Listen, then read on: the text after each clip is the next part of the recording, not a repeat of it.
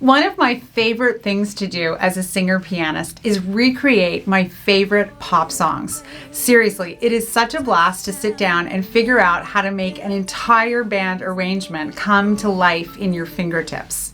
Today's video is going to show you my 3 simple steps to create authentic piano arrangements in a hurry. If that sounds good to you, stick around.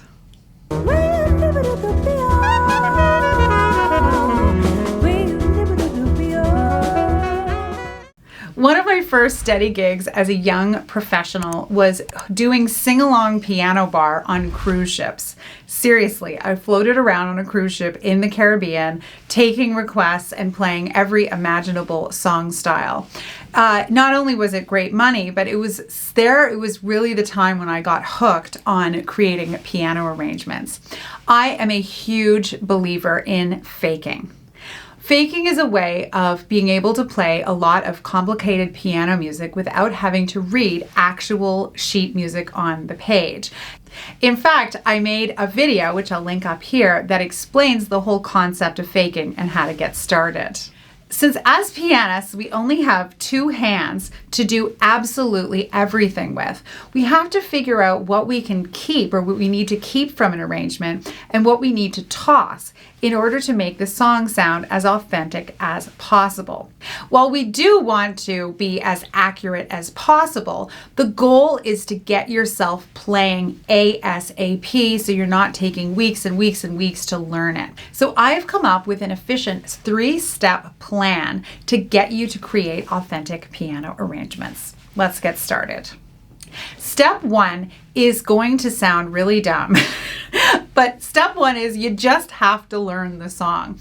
Now, you can do this in a number of ways. You can try to find a fake book. You can go online and find some sheet music that has the chords and the melody and the lyrics on it. Or you can do a very simple Google search and just find the lyrics and the chords. There's a million sites that do all of this. And you want to either print it out or put it on your device in front of you. Now, as soon as you've done this, you want to go through and make sure that you can actually play all of the chords. And this is a step that a lot of people leave out because if you try to go on to steps 2 and 3 without having a confident feeling for the chords, it's just going to be a mess. So please, right away, take the time to make sure you can play all the chords. Once you've taken some time to actually play the chords, then the next thing that you could do is add your left hand playing bass notes. So your right hand will be playing the chord and your left hand will be playing just simple bass notes. Once you've mastered step 1, you're ready for step 2. Step 2 is you want to identify the hook. Now, the hook is something that is immediately identifiable as the song. And so this could be anything from a bass line, it could be some kind of a guitar lick, it could be the groove of the piece, it could be some kind of a horn line. But the hook is the thing that really gives people the indication of the song. So let's look at a couple of songs where the hook is actually the bass line. And as soon as you hear these bass lines, you know what song you're playing right away.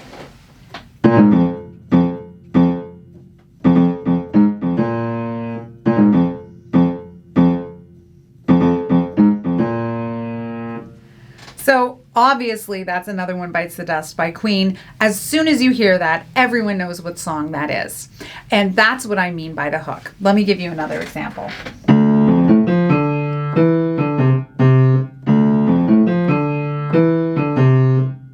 Same thing with that bass line. As soon as you hear it, you immediately say, that's Beat It by Michael Jackson, right? So that's what I mean by the hook.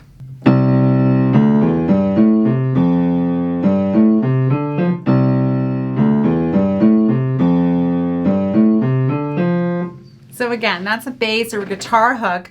And as soon as you hear it, you know that that's My Girl by The Temptations, right? So we can also have hooks that come from the guitar. And so here's a classic example.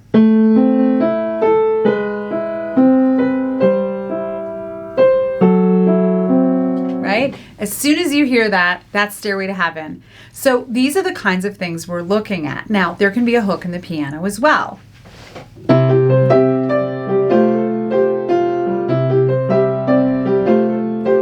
Right? You hear that, Boom, it's Tiny Dancer. And you don't really have to do very much else with the song to make it sound like Tiny Dancer.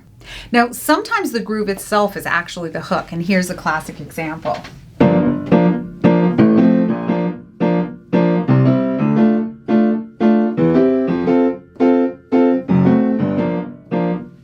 And so that's another one. You hear that and you say, it's Love Song by Sara Bareilles. That's what I mean by the hook. And so really the way that we're going about kind of giving the impression of the song even more is to find that hook and make sure that we're playing it in the appropriate places in the song. Step 3, we're going to approximate the groove. Now, the groove is the feel of the song. So whatever song we're listening to, it's what the rhythm section is doing. Now, obviously, you can't play the rhythm guitar and the lead guitar and the bass and the drums, but you can find some kind of a pattern, a comping pattern, a way that you would play the rhythms on the piano that would approximate that groove.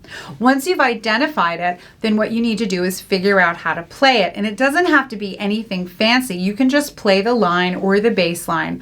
And then you need to play it, not for the whole song, but just for the parts of the song where it shows up. You can get away with playing surprisingly little for the rest of the song as long as you play the hook.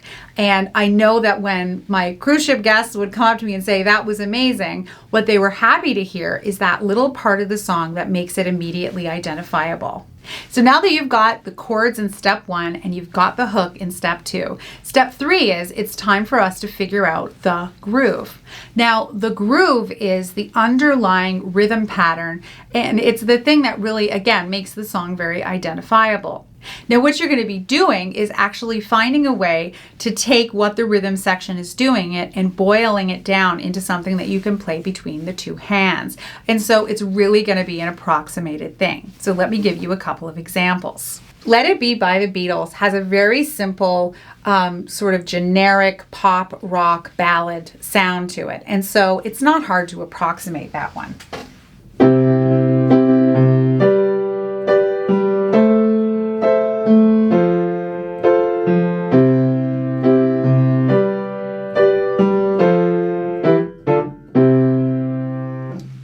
So again, it sounds enough like Let It Be that everyone's ears go, of course, that's the right groove. So that's the kind of thing that we are looking to approximate. And so once you've identified the groove, you just have to find a simple way of articulating it. So as you can see, creating these authentic piano accompaniments is surprisingly easy with just these 3 steps. I know it can be a very overwhelming thing, but really, you just have to take these steps. Step 1 is you just have to learn the song, get the chords, get the lyrics, play the left-hand bass note, right-hand chord, and you're good to go. Make sure you've mastered that step before you move on. For step 2, you're going to identify the hook, whether it's a bass line or a guitar riff of some kind, and then you're going to figure out how you can play it on the piano. And then you're going to play it at each of the part of the songs where the hook shows up. Step 3 is you're going to figure out a way to approximate the groove of the song. And it doesn't have to be anything fancy, it just has to be close enough to make it work. Now, I will tell you that the first few times you do this, it's going to be challenging. And give yourself some time to work it through. Maybe start with an easier song that has a really obvious hook or a song that you know very well. But I promise you, as soon as you do a few of these, you're going to start to really build your skills and your ability to do this. Not only is this a fantastic way to create accompaniments for you to sing along with others, but it's also a really great exercise in music theory and ear training as well. Once you've taken these steps, then you can do a variety of other things, including adding the metronome to make sure your time is steady, adding the vocals so you can make sure that you can coordinate both things at once. I hope this tutorial was helpful for you today. If this was helpful to you, leave me a comment below and let me know what you thought. And also take a moment and leave me a thumbs up. And better yet, you can subscribe to my channel and turn on notifications. I create videos like this all the time, and I would love for you to stay in the loop. If you want to know more about my work, you can check out my website, pianoandvoicewithbrenda.com. There you'll find all kinds of more tutorials and more educational resources for you to check out. I hope this was helpful for you. Thank you so much for watching.